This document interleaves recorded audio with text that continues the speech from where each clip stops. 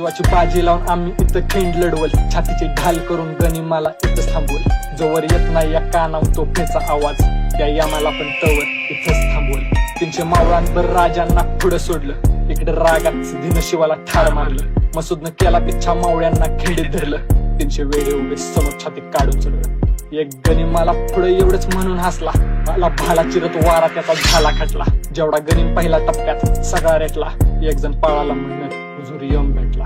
अगल्या क्षणी मावळ्यांचं ते रौद्र रूप काही